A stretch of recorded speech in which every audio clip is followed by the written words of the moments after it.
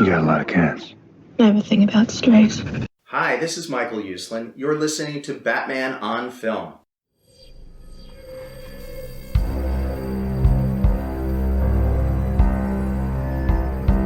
I'm vengeance. I have given a name to my pain.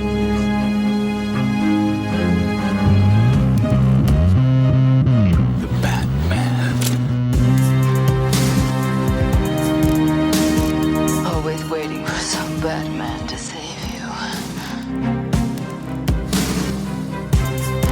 It's simple. We kill the Bat of Gotham. I'm Batman.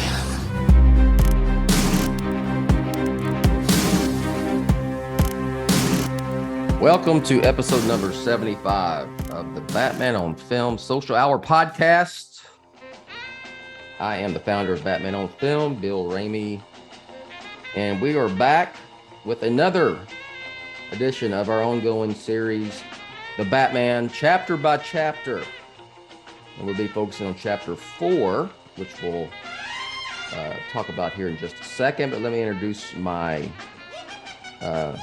co-pilots here today, and that is plural.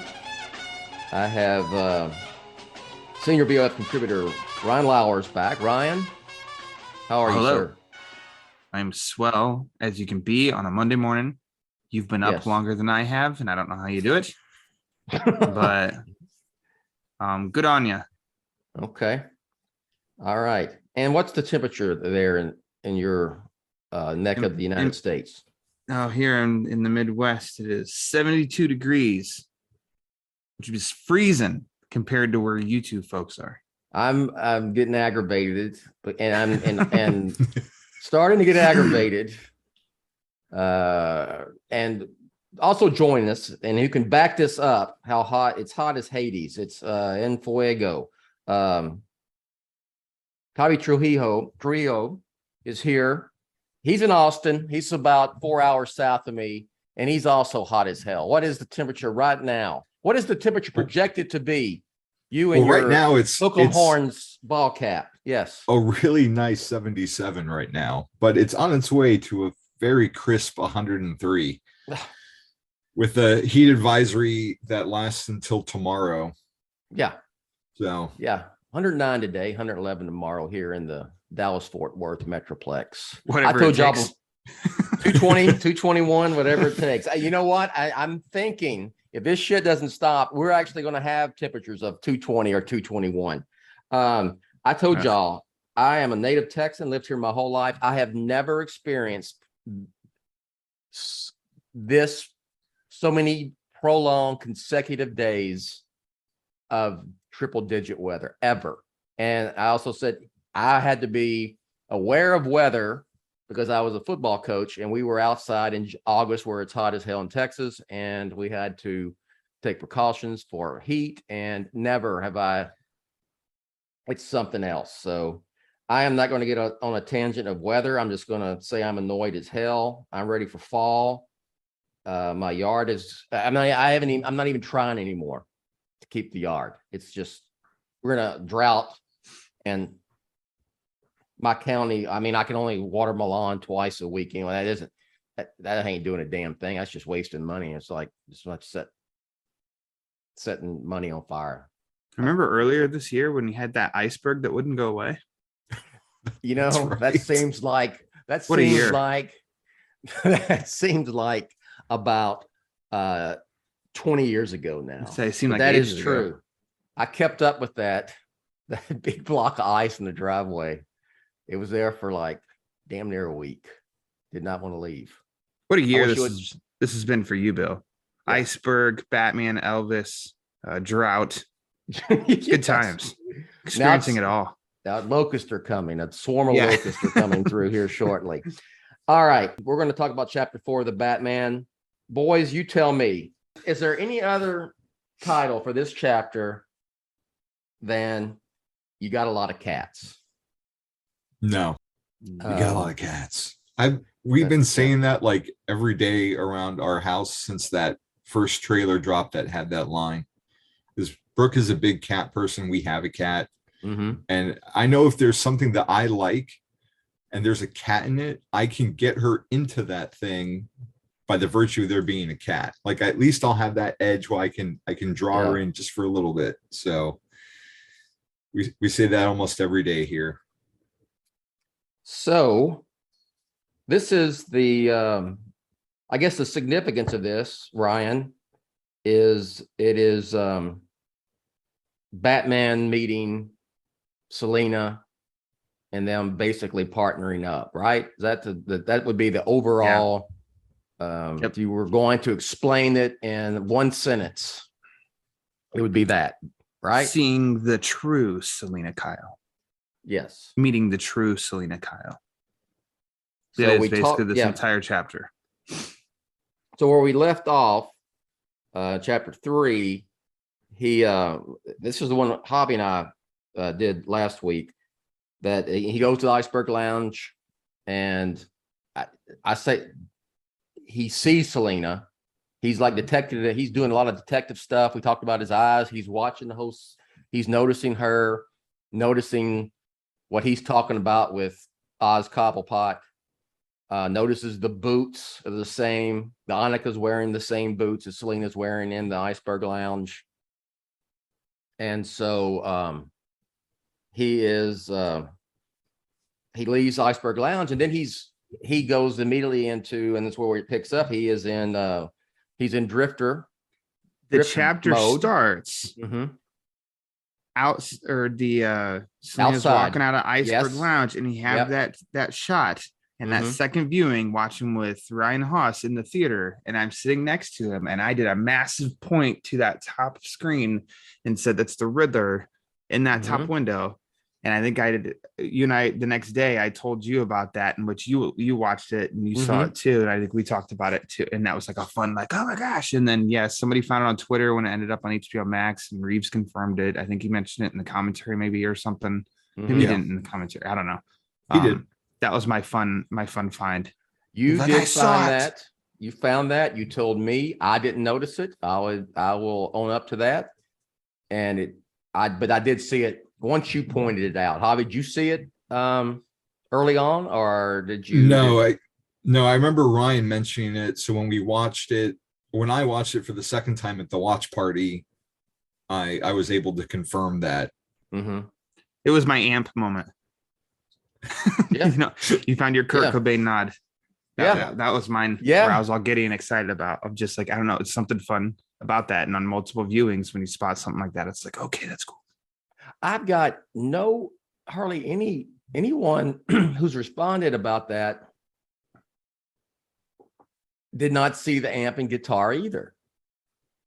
And I admit I didn't see it until I watched the segment, just the chapter for this series. So, but I am still picking up things along the way. That's what I really like about doing this chapter by chapter. All right, Selena. So she leaves the Iceberg Lounge. She gets in a taxi, and Drifter Bruce Wayne is full on detective observation mode, and sees her getting in. So he gets on his motorcycle and follows her back, where she heads back to her apartment, which she shares with this Annika, right? And she's on the phone with Annika and says, she's apparently, am I right? Annika is telling Selena that she's been exposed with the mayor, and that was part of the thumb drive chapter where all those pictures gets released through Gordon's police email. So she's been, and then Batman's looking for her. He goes to the Penguin, wanting to know who she is. He's trying to figure out who she is. So, and that's when he puts two and two together, that Selena knows her.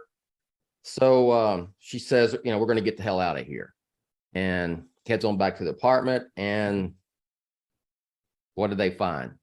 Go ahead, pick it up, boys. Discuss. Well, there's something that I appreciated watching it, just this chapter, is how voyeuristic Reeves makes the movie.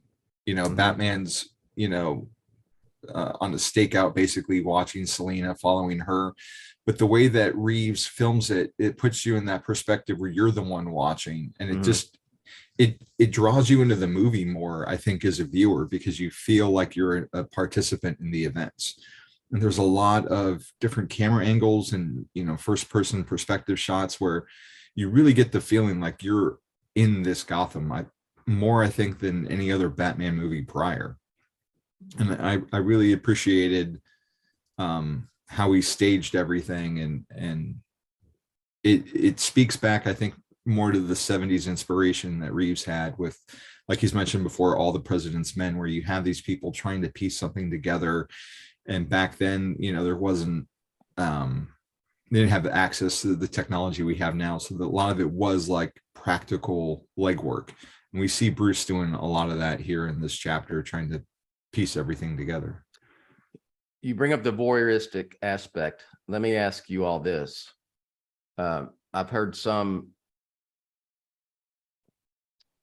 criticism that he was trying to sex it up in that scene by Batman watching Selena change into basically the Catwoman costume, cat suit from her nightclub. But I didn't take it that way. I took it as all of a sudden, okay, why he's watching, trying to figure out what the hell's going on, Brian.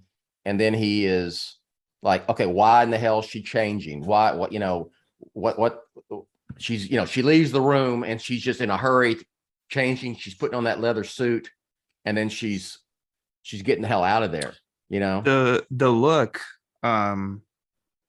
I think it was also in the commentary and maybe one of the interviews or something. Or no, maybe it was just commentary, but Zoe Kravitz wanted the look in that scene. She wanted it to resemble Selena from Year One. Mm-hmm. So that white tank and the white tidy whities, it's like that was all her, because she wanted to resemble Selena in Year One. And I think that's one definitely where people can see that similarity. But it is going from this transition. I guess literally through the eyes of Bruce, we're seeing her, that there's more to this Selena than she's a waitress at the lounge. Yeah. And we're seeing this, evolution of her entering, dealing with Annika, going in, and then you see as she opens that closet door that, and you could understand on his point, being the detective, he's like, wait, hold on. You've just added a whole other thing here. What is all of that in your closet? And then she changes. And then as she comes out the window, I equated it to the music changes and hits, almost like in The Dark Knight Rises, when Selena does oops, and that music changes. And it's like, it changes, that there's more to her than we knew up to this point. And then the Batman, the same thing kind of happens with the music. It picks up as she does her acrobatics out of the fire escape. And it's almost, if you see his reaction to that, when they actually show Bruce, and not through his eyes, he's like, whoa, where's she going? Martinez. Holy shit. Yeah. He was doing his best Martinez. Yes. Whoa. He's like, oh shit, I got to go. I got to follow. She gets on the motorcycle and takes off, So I think if Reeves would have punched in closer and did some lingering shots of her changing, that were close up, breaking that perspective of Bruce, then that criticism would be more valid of him trying to sex it up. But I didn't take it that way, because it's not cut together that way. It's strictly from his viewpoint watching in. So I don't think it was necessarily objectifying her. And just the movie nerd in me was watching it and in the back of my head thinking about all the other prior people who've been in comic book movies, how long it takes them to get in the suit. I was just watching RoboCop last night, and it took him an hour and a half to put him in the RoboCop costume. And we know it's taken them, forever to get Batman in his suit, and how they've got to, stage bathroom breaks around that. And here we see a Catwoman who just goes into her room, strips down really quick, and then, quickly throws on her costume, and she's out the door, or out the window. And just how fast she makes that change, and how practical this world is. I mean, we don't know how long. I don't know how long. I haven't seen anything on how long it took for the Pattinson to get in that outfit. But we're meant to believe it's something he can do really quick, and we see that personified with Selena right here, to get into that biker outfit. Like, it seems real. Well, it's like we think about it. He's Batman meeting Oz at the Iceberg Lounge. And then he becomes Drifter and follows Selena, and he's on the stakeout. And then when she takes off, well, he's back on the bike. And next time we see him, which leads to this part, she's at the mayor's house, and she's going there to get, because they're going to get the hell out of there, her and Annika. And he has her ID in a safe. Mm-hmm. And she needs the ID. And I'm assuming, did they mention it? But whatever she needs to travel, passport, ID, he has Passport. that. Yeah. And so we also see Selena. And now tell me if I'm just reading too much into this. We see Selena come down from the open area, the skylight at the mayor's house. We assume that's how the Riddler got in, right? Oh yeah. Okay. Yeah. So is it kind of like,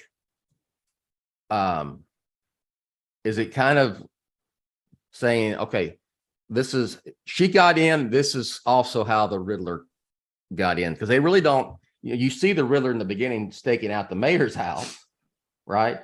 But then we don't see him actually enter. He's just there when the mayor.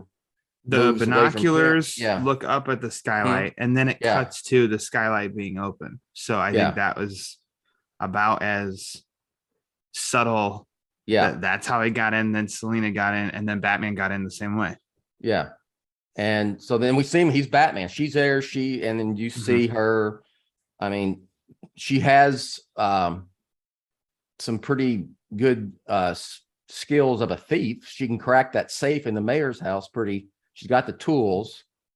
So, we're not having that shoved down her throat. We just know that, okay, she's some sort of, she's a cat burglar as well as working at the damn Iceberg Lounge. And since we saw it at that first Fandom trailer, in one of your favorite terms, Bill, there's a lot of people that were butthurt that she was wearing a stocking cap.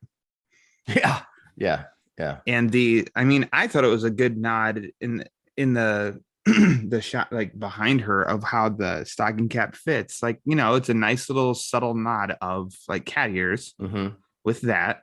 And if she's just starting out, and as we'll see in a few moments, she's behind on her bills, so she cannot afford like a full-on Catwoman, I don't know, high class suit sort of deal. So I think it totally makes sense that her, I don't know, it didn't bother me of her look. Yeah. The character itself, and when she's able to go in and crack a safe, it's like, that's Selena Kyle, that's Catwoman. Yeah, so I mean when we saw that, I don't know, it's cool, it didn't bother me. It's similar to Anne Hathaway, where she doesn't have cat ears until she flips her goggles back, and then it kind of gives you that silhouette. And then the right angle, then it's like, okay, that looks like cat ears. So I don't know. It doesn't necessarily bother me. I think she'll resemble more of a Catwoman suit and headpiece in the next movie because she's got a bag of money. She does. Yes. Well, and she's, taking influence from Batman too.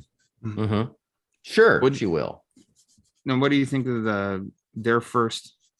I mean, you could almost call it a fight, but it's not. It's dodging and blocking from Batman.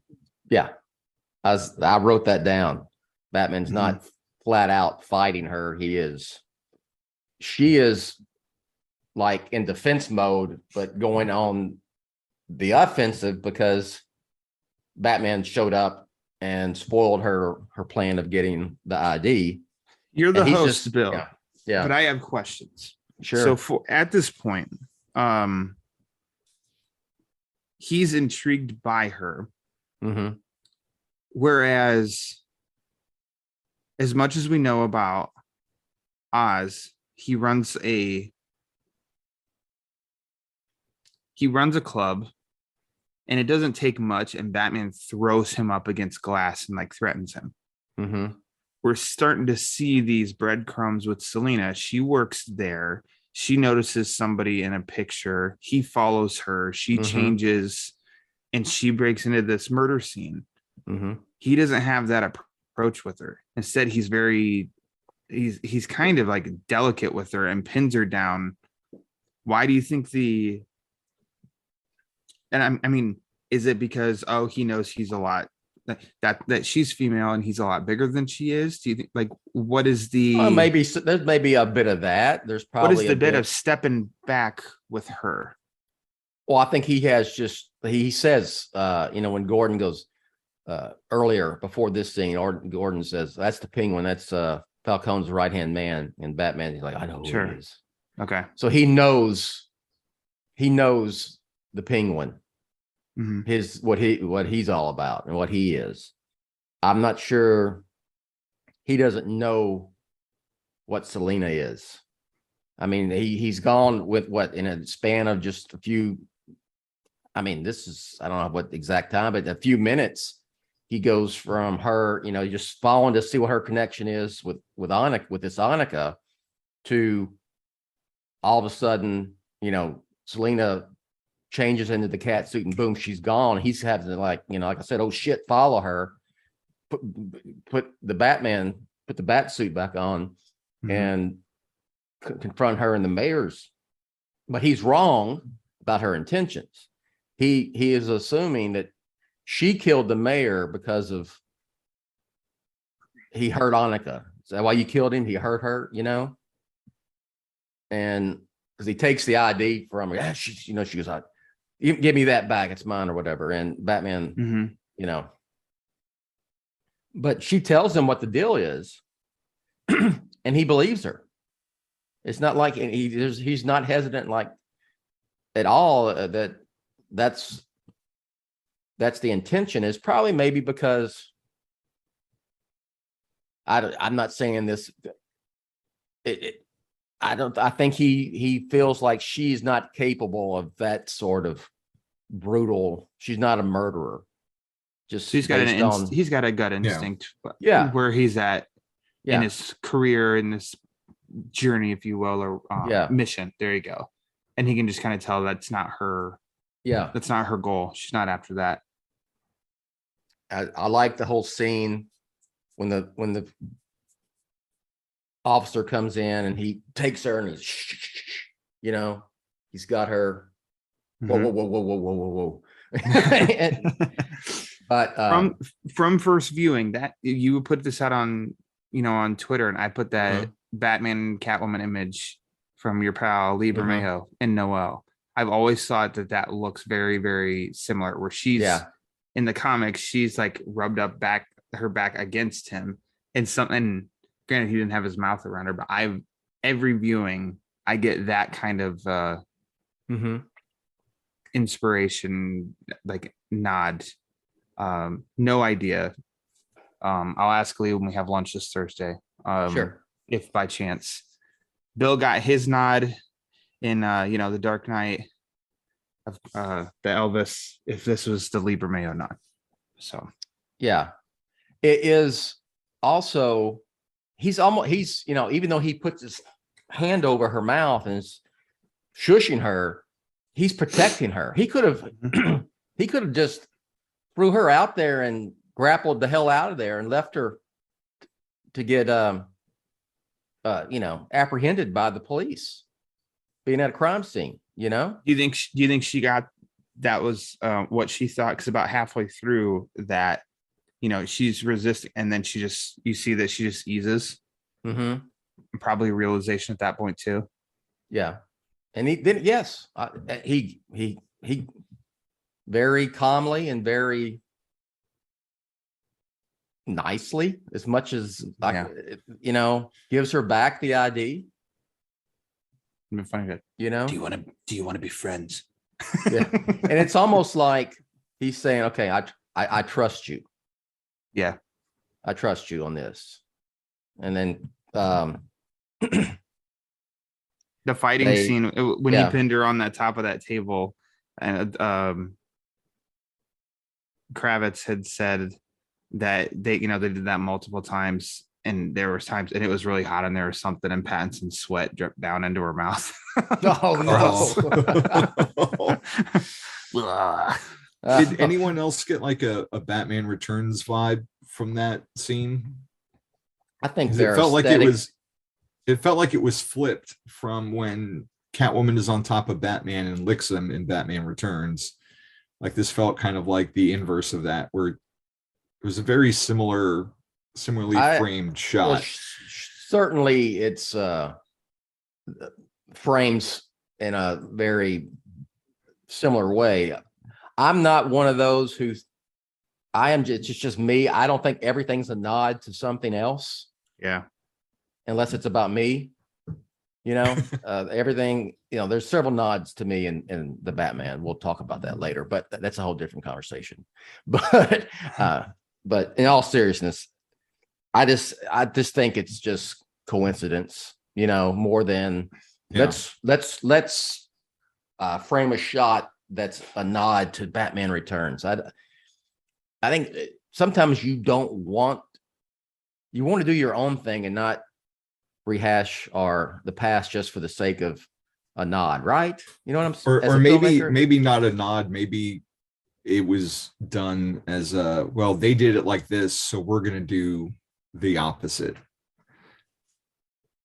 I'd like to see the notes from Reeves and the cinematographer of how they decided to shoot that scene. I think part of it is it's Catwoman and Batman up close.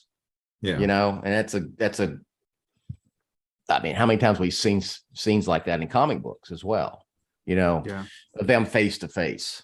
Yeah. When you saw this scene for the first time, were Mhm. any of you surprised how dark the scene actually was compared to the trailers we'd seen? I can't say that I noticed I noticed a that. difference. I didn't. I can't say I didn't. Do you Is think there that is there a was noticeable darker? difference? I feel like it is. I feel like those first two looks that we got were much brighter. If you go to like the Fandom trailer, or I think it was the first trailer, maybe had a little bit more of it. It definitely seemed brighter, but that would have been before, post-production, where they, Mhm. ran it through the filter and then added the digital grain and Sure. no, I think they shot it digitally, then put it on film and did the silver pass on it, and then worked on that on a digital intermediate or something. And then obviously they did Dolby Vision on it too, which tinkers with it a little bit further. But yeah, there's definitely a few moments that Certainly that don't pop as much as they did in the original footage. I think that the first time we saw it, of course, they had shut down. They had 25% of the film done at that time, and then that's probably some very raw footage that hadn't been Before they'd figured out their fixed look. in post. And then you think about it. I mean, you want it to be dark because they're going in. It's a dark room, It's not like she came in there and turned the lights on, Mm-hmm. Yeah. And when they film it, it's lit up pretty well because you got to have it lit up to film, So, but I can't say that I noticed the difference when I saw it in the film. I just remember, I guess, seeing it in the trailer. That's just me. That's all I can say about it. So we'll pick up. So he hands the ID back to her. So that's like, I trust you. That's why I'll take it. And they go back to the apartment, and the apartment's been trashed, and Annika is gone. And did either one of you, what were your thoughts just seeing they get back and the apartment's trashed? So, and Annika's gone. So what were y'all, did you immediately go to, okay, did you know like who took her? You kind of know who took her. Do you, or do you not? I mean, I thought Penguin did. Okay. Just because, I mean, at this point we've just heard Penguin's Falcone's right-hand man. Yeah. It seemed, Penguin's nature is he's just like, when he's seeing the picture, I don't know who that is or whatever, he doesn't know, I don't know and who I'm she just like, is, okay, Chief. he is. I'm a proprietor. Yeah, I didn't know, because also I'm not sitting there watching. We'll speak to this one. I wasn't sitting here watching this one and being like, I'm going to piece it all together either. I was just absorbing and smiling. I was very happy because it was Batman. But also my mind was also that like the line's coming, and then it's going to take a shot of this cat. And I'm a cat person, and there's a really cute cat coming up too. That's what was going through my head with this. I wasn't trying to figure it out. I just thought I'm Penguin thinking, we'll see why down the road. I've seen this so many times that, I know the story pretty much inside and out. We don't know of Carmine Falcone really at this point. Nope. It's a name that's been mentioned. Yeah. A couple times, maybe. And so, yeah, maybe I was thinking, okay, the Penguin has something to do with this. Because Batman went to the Iceberg Lounge and he was asking who she was. But we know, because it's kind of, they're trying to make it like you want to think that the Penguin is more than he actually is at that time, has more power, so to speak. He's more of the main villain type of a guy, which ultimately he really isn't. Not a good guy, but he's not Falcone, I think part of that too is we all have a preconceived notion of the Penguin because we, know him from either the cartoons or the comics or the Adam West show or, Returns. Like you think of him as such a big villain. So because we go to this year 2 approach where everyone's still kind of in their, in their Genesis phase, like he's not that Penguin yet that we're familiar with, but your brain automatically locks in on him because it's the Penguin. Clearly they want the audience to think it's the Penguin. Yeah. Because there's way more involved, with Falcone and Annika and the mayor and all that we're going to start to get to, because while they're there at the apartment, the news is on and they announced that Commissioner Savage had been murdered. So the Riddler has struck again. That when Savage was taken, he said, "What the hell's going on here?" And then Mr. Freeze walked in and said, "Oh, we're gonna give some diamonds. I need you for diamonds, okay? Taking the diamonds." Yeah, he was at the gym late at night, right? Yep. He liked to go there at night when there was no one around. And the Riddler walked in. He said, "What the hell's going on here?" Yeah. Well, we're trying to do my bench press. So, now I'm thinking, and this is a movie, and you do have to have kind of the, I don't want to say disbelief, feed it. Yeah, but you got to, show. Okay, the news report. I doubt in the real world they're going to show the footage from the Riddler with the mayor with that rat maze locked on his head, and,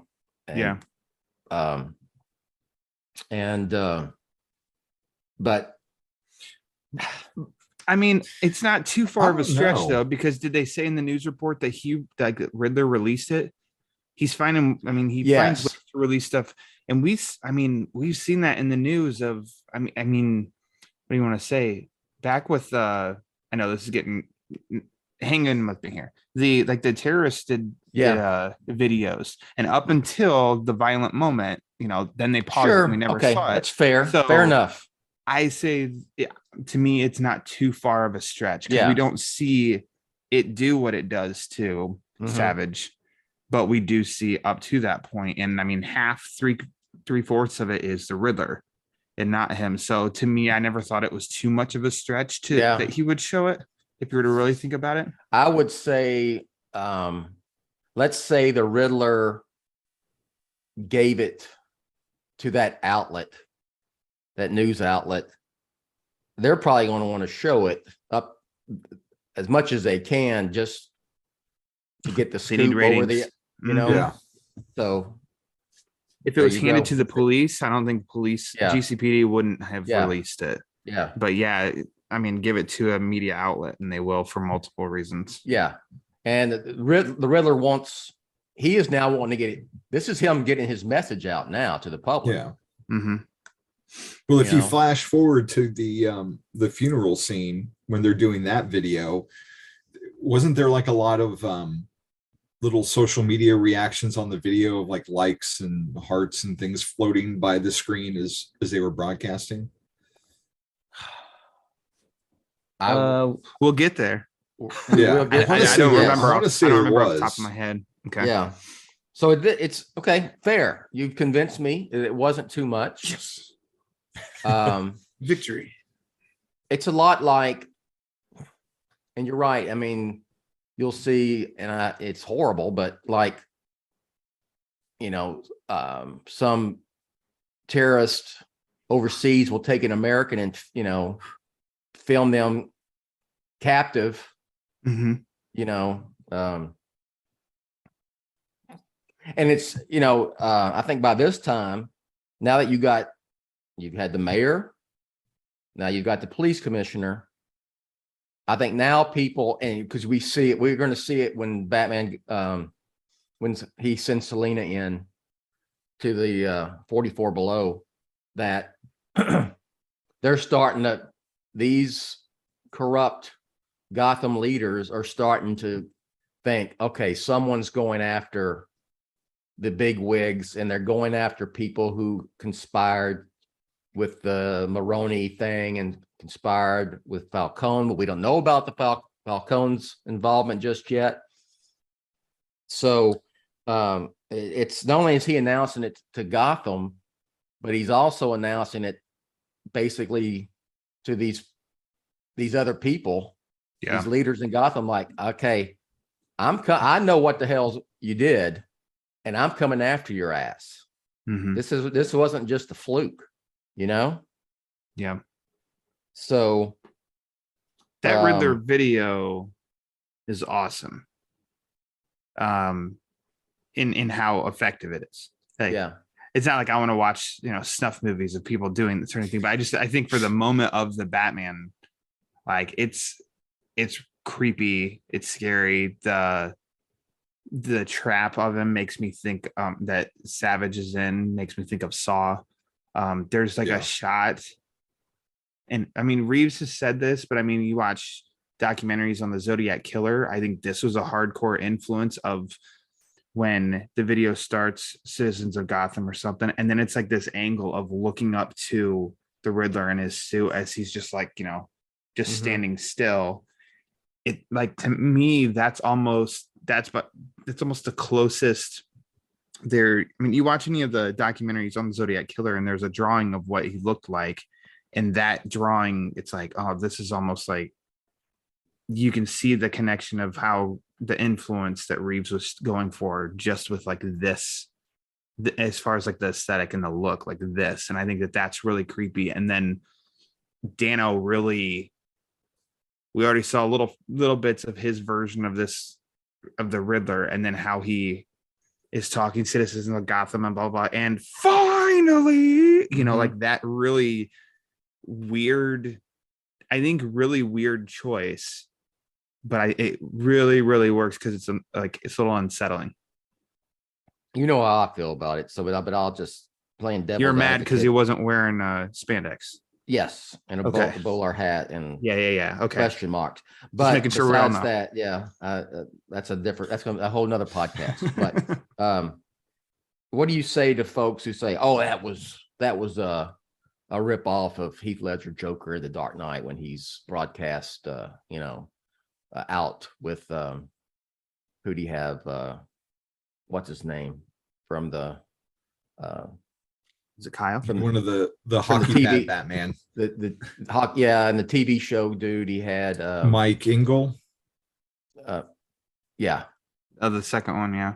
Yeah. I don't know that I'd say like was that kind of a ripoff from 89 when Jack's sitting in the chair and makes his announcement about the parade. Sure. It's just aspects of Yeah. Gotham villains to get their message out. I've had people say straight up, that was just straight up. He's just copying Heath Ledger. I mean, I'm like, I just didn't take it. It fit that scene. Yes, it's exposition, it just happens to be on, but that's how we find out. I mean, it's how we find out about the mayor along with Batman. I'm sorry, the commissioner's murder. And I don't know, we've just seen it in Batman stories of, Joker uses media, Riddler uses media. It's part of his character, his ego of trying to reach a mass audience. We see Scarecrow do the same, similar things too. So when he comes up, he uses that tactic. To me, it just makes sense that these villains would do that because that's how they get their threat out. That's how they get known is to, post this stuff on I think media. I think it's just part of modern society now. That's how we communicate. And Sure. we see that in real life across social media platforms. People do stuff like that. So I don't think it's necessarily riffing off of Ledger. I think this is just how, it would be ridiculous for him to send, notify the newspapers and have them print a story. That's not how we communicate anymore. Yeah. And I get how somebody can, if somebody were to tell me oh, seeing that part of the movie, it made me think of the Joker in The Dark Knight, I'd be like, oh, sure, I understand that. But it's, it's about, because everybody has his opinion. That's fine. It's the approach of saying that. Instead of saying that, they go the route of, they were just copying off The Dark Knight. And it's like, okay, here we go. Oh boy. And then there's go ahead, Bobby. Go ahead. I was saying, Nashton seems like a very reserved, quiet person. Like when we see him in the coffee shop and other times he's very introverted, it seems like. And by donning the persona of the Riddler, it allows him to get all that rage that he's feeling out. And that's why he has these highs and lows with how he talks and his expressiveness, because it's just all erupting out of him because it's been pent up for so long. And the difference between him and the Joker in Dark Knight is this Riddler is not just a dog chasing cars. He is very methodical and has a plan, whereas the Joker, do I look like a guy that has a plan, So, so we find out about the commissioner. I think Zoe Kravitz is really great acting wise in this throughout this scene. I really like this part. Just she goes, oh, I know that guy, from the club. Yeah. And Batman's like Iceberg Lounge. She's like 44 below, and she kind of she rolls her eyes like 44 below, and she's like, the club within the club, the real club. My ears perked up because I was like, wait, are we getting some kind of Mr. Freeze nod here? 44 That's below. why didn't you see all those diamonds? There was diamonds at the DA's table. They were all diamonds over. Just spread out on the table. Wow. There were drops and diamonds. Drops and diamonds. Yes. It's all making sense now. How do you guys feel about this Batman who doesn't know everything, who doesn't have, every move planned out 5 steps ahead of time? I was going to say that too, because again, everybody's allowed to have an opinion however they want, but I did come across a lot of opinions that he was not I don't know, like really criticizing him as a detective. And Yes, and he did, well, that's and he didn't that's win, and the Riddler won, and he, but yeah. And you so, didn't- I mean, I'll listen and I'll think Mhm. about it. And I'm like, that's every freaking detective movie, though. yeah, Like a detective, because Batman he needs to assemble all the parts, in which he was. And I don't know that. I don't know. Like it We just have- it didn't bother me because Let me- otherwise the let me- movie's going to be 5 minutes. let me say this: we have covered 4 chapters, right? Yeah. So probably like what 40 minutes of the film, Yeah. give or take. Tell me a chapter of these 4 that we've discussed that he has not done detective work on some level. It's in every one of them. And every one of them, even the opening, the opening scene, he's down on the street as Drifter. The whole Drifter Bruce Wayne is allowing him to be down there detecting, now it ramps up because now he's got a mystery to solve. He's not just detecting to figure out where, I can take down some street level crime. It's evolved down into he's got this big mystery that's getting bigger and bigger as we go along with him. But yeah, I mean, people wanted Detective Batman. This is the freaking Detective Batman, and I'm with you. I love the fact that he's not. Isn't there something more relatable to where, yeah, he's pretty awesome, but he's not perfect yet. And I can, he's not a step ahead of everything. Mm-hmm. He's really good. He's a really good detective, obviously already. Right. Mm-hmm. But I think wound the up whole appreciating point, just how naive he is throughout this whole movie. Especially when it comes to like Selena, like she challenges him and challenges his preconceptions of things that we'll get into more in later chapters. Yeah. But like he's faced the harsh reality of life because his parents got killed, but he's so isolated in himself that he doesn't know all these things. He doesn't know what it's like because, as the Riddler points out later, he's Bruce Wayne. Like him being an orphan is different than any other orphan on the street. And, this disconnect, proves that he doesn't know, about the club within the club. And, Selena's kind of his guide for things. And and I like that, it emphasizes that year 2 aspect of it where he doesn't know everyone yet. He knows Gotham, but he doesn't know all the ins and outs. We don't see him like, I'm reading like a lot of 80s Batman comics right now. So he's got like all his different contacts and stool pigeons that, he goes to information for. And this Batman doesn't have that yet because he's still building up that knowledge. Yeah. Yeah. I appreciate what Reeves is doing and what he did with the Batman. And it's like, yeah, Bruce Wayne doesn't care about Wayne Enterprises, but he lived a privileged life regardless. And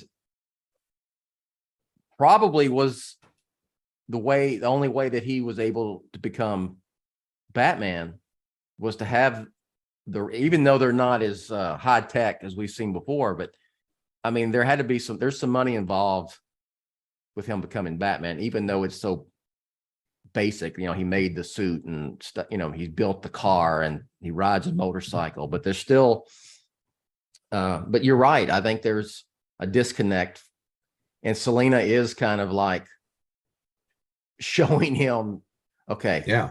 And she even says at one point later on in the movie, you must be rich. You must have come from money. Yeah.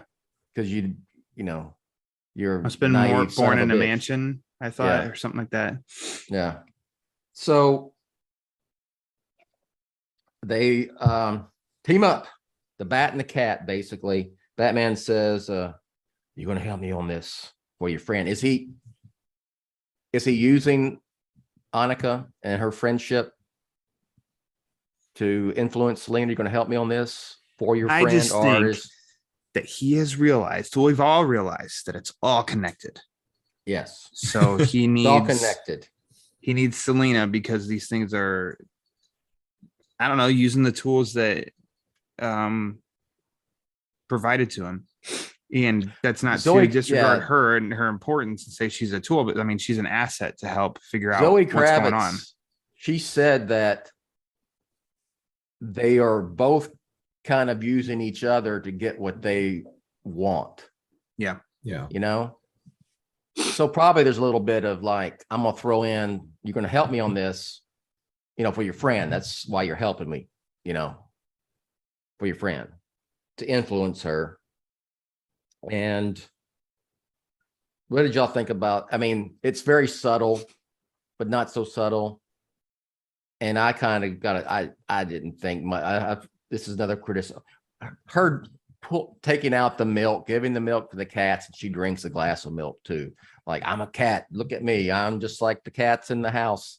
I didn't get that kind of I thing. fill a cup of water from my fridge. I Mhm. pour some into my cat's dish and I drink the rest of the water. Yeah. So I just feel like that's, I don't know. I'm not like drinking out of the cat's dish. I have a cup that does not touch the cat's dish, you know, and pouring some water and then I drink the rest. It's just like, I don't know. It just seems it's very normal. I just don't think everything is something else. Yeah. You know what I mean by that? Yeah. No, it's a, like Ryan said, it's a cat owner thing. It's a cat owner thing. You know, it's not like it'd be one Even with thing a if dog, she you was can like break off a drinking the piece of milk and then sausage. like grooming herself like Michelle Pfeiffer. Yeah. You know, That's that a would little be- bit more like, Look, okay. I'm a dog person, and I feed my dog, and then I take some of the dog food and I, you know, have a bite of of it afterwards. You know, that's what you really do. caught us off guard when we were down at your place in Texas. You're like, Bill, what the hell? You didn't know what the gumbo secret ingredient was. It's like, did you? yeah, a little bit of dog food.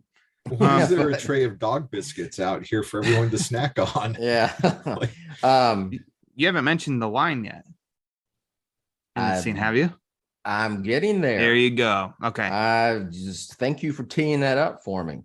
So then, you know, you're going to help me. You're going to help me on this for your friend. And Batman looks down, and the cats really like Batman. You do. They're in and out of, you know, purring and meowing, you know, and you got a lot of cats. And Selena, the line she comes up with, she came up with it, right? Zoe did. Yeah. According to Matt commentary. Reeves. Yeah. I have a thing about strays. It's pretty good. And so it's almost, you know, Batman's kind of Bruce Wayne is kind of a stray, right? And she's got, so. And I don't know if that was the one that he'd said. I know I just keep referencing the commentary, but that's the whole reason to listen to a commentary. If that was the one and she came up with it and they liked it and like, that's what we're going to do. But Reeves, he is enforced in the sense of like, that's why it's collaborative always, because you like, here's your actor that has a great idea and it worked so well. You can't see it going any other way. So, I mean, it emphasizes like probably like why they enjoyed working with him, and also like a good environment. Look at the final product is like, of course he's leading the charge, but he's opening it with 4 ideas. How can we make it better? Yeah, let's try this. And in this case, you know, Kravitz came up with something, they tried it, and that worked. That's in. Do y'all appreciate how much she prepped with year one for Selena and brought a lot of stuff to Reeves? Things that she thought she should wear or things she thought she should say in the film that was reminiscent of the graphic novel of year one. And I know that we like Ryan and I have talked a lot about the year one influence, and like Ryan, is it fair for me to say, Ryan, like it didn't hit you the year one right off the bat like it did No, for me, for instance, yeah. For you, the Selena stuff definitely did, but Yeah. no, the Batman or the Bruce stuff, it didn't, and I'm ashamed.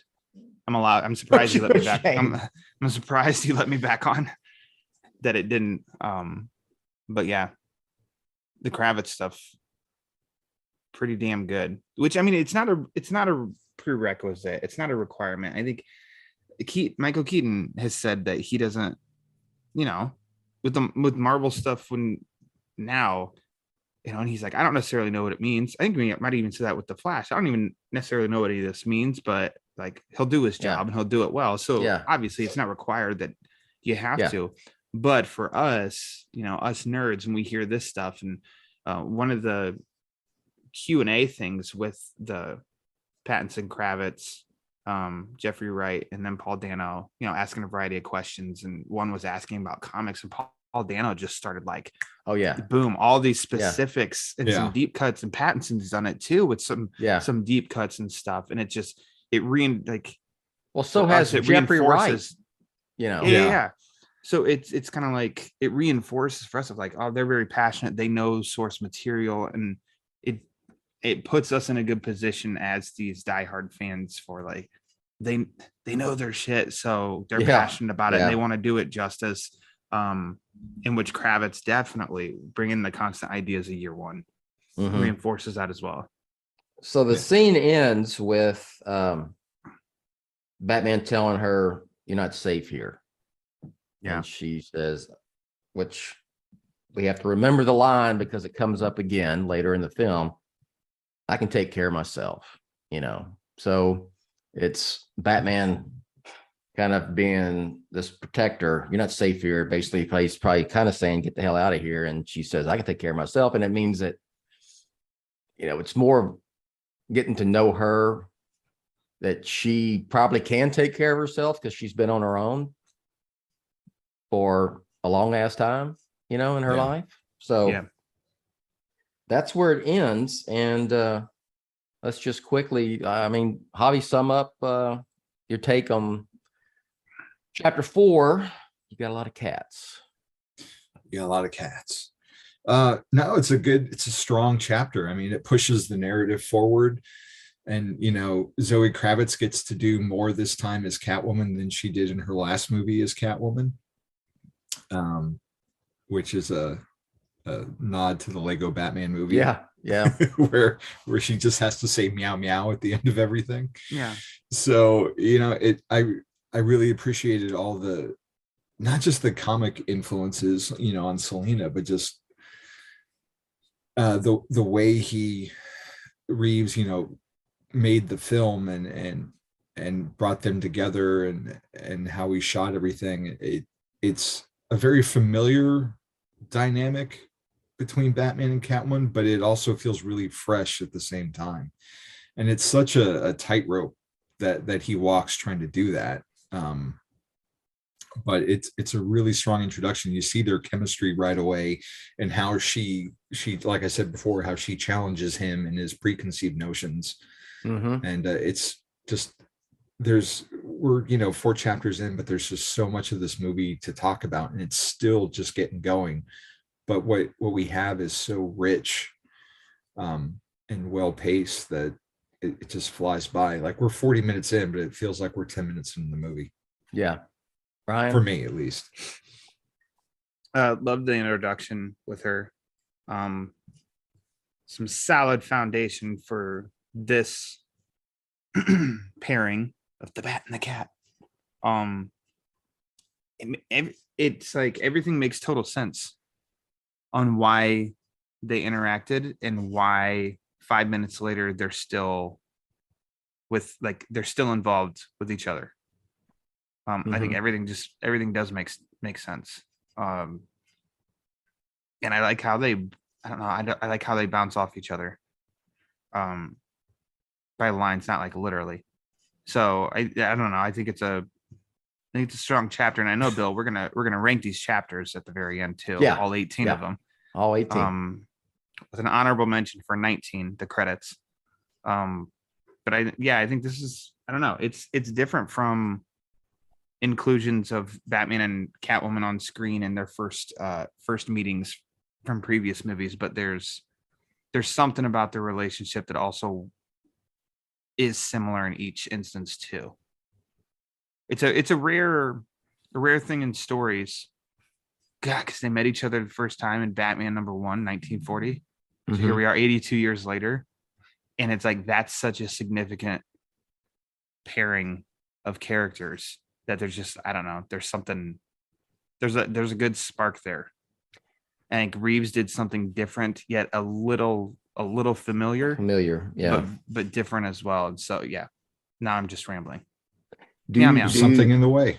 Did you did y'all notice that how Selena, her body language and how she walked and moved while she's at the Iceberg Lounge or 44 Below compared to her what she really is like outside of the club? It's very different as well. I mean, she's in the club and she's really shaking her butt and chewing on gum and kind of almost coming off like that she wouldn't have anything else going on but just being a waitress at this bar. She's in the last chapter, she's more meek when she sees Batman for the first time, like maybe a little nervous. You know, Oz is trying to welcome her in, and this she's more bold and like you're saying, more herself. Yeah. She knows how to play the game with Penguin. Yes. You know, she seems very much of like letting him know, like, you know, there's just a vibe. It's not like she says it like, oh, you're in control here for sure. You're in control.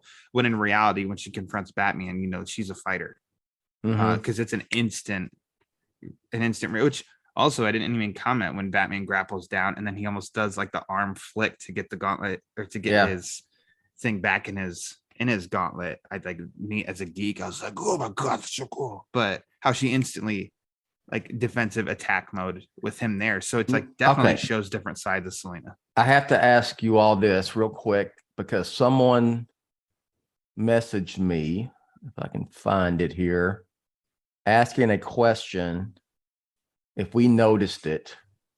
Oh, essentially, Matthew? I think so. Maybe it was in the was it in the Facebook page? Matthew Sharif? Was when I think it was.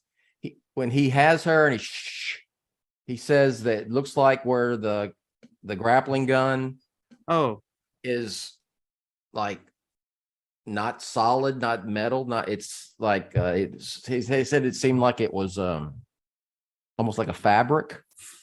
I didn't notice. I thought he was talking about like the bat wings on the gauntlet. Oh, the scallops.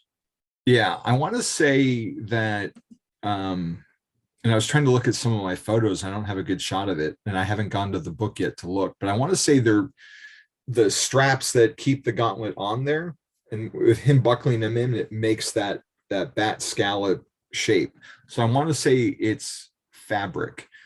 And if you look at like, this isn't the best example, but like the McFarlane toy, like they're very rubbery and soft as well. And I think that's because they're supposed to be the fabric that's keeping him in, because he has all those different straps for his armor, and I think that's part of that. Okay. He intentionally made it look kind of baddish to go with the whole motif. So he's not using them like Bale did, like they were actually defensive weapons.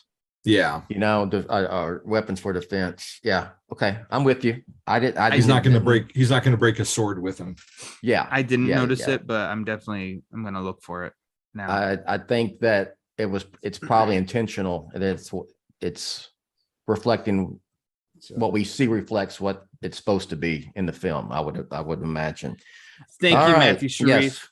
Yes. Love that guy. Yeah, he's a good dude. All right. Well, that will do it for chapter 4.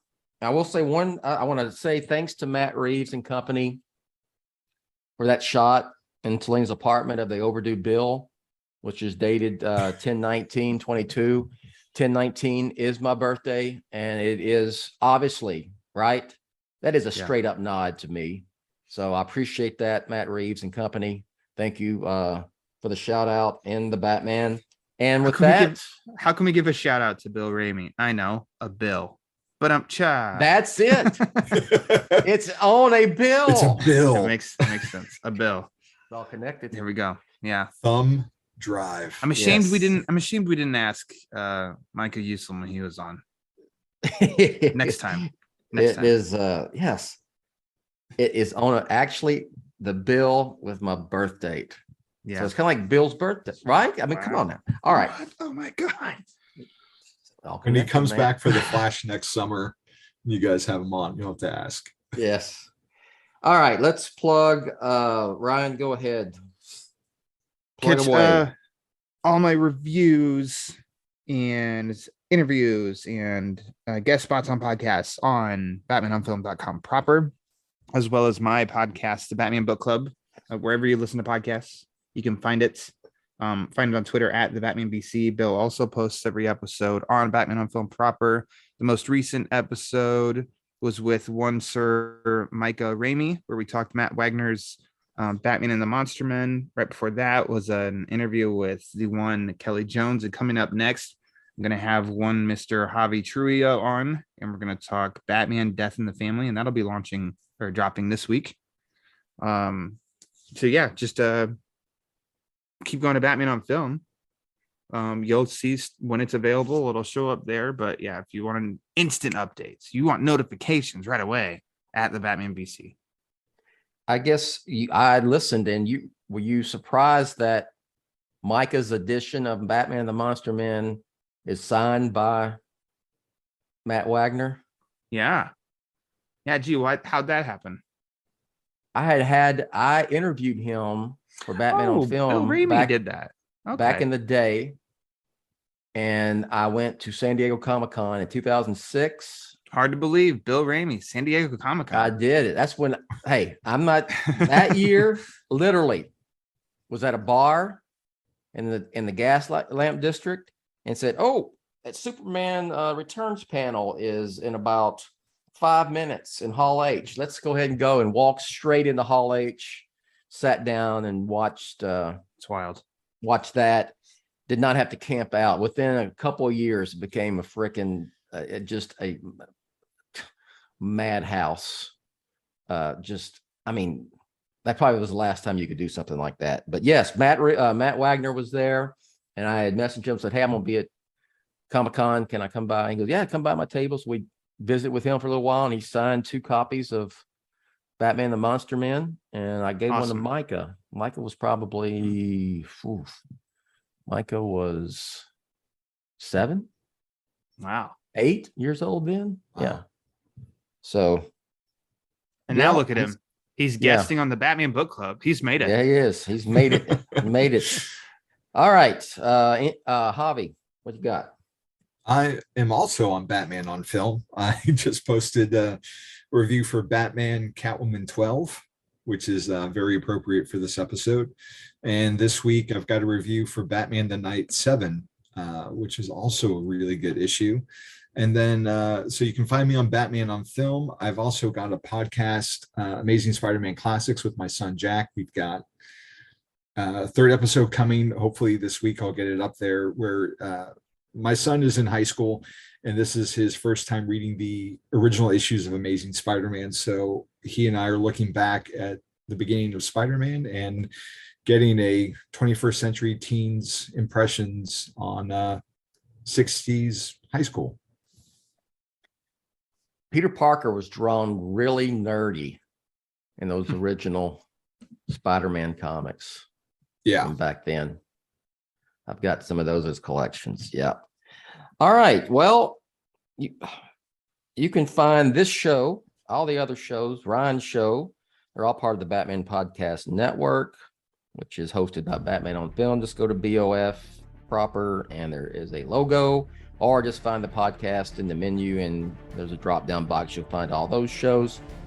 If you would like to advertise on Batman on Film, go to advertisecast.com/Batman on Film. It's advertisecast.com/Batman on Film. And want to help keep BOF up and running, become a Patreon, reon.com/Batman on film. And that's all I got. So thanks for coming on. We've got what? 14 more chapters to go, right? 14 more chapters. Be over before you know it. Enjoy the ride. It'll be over before you know it. It will be over before you know it.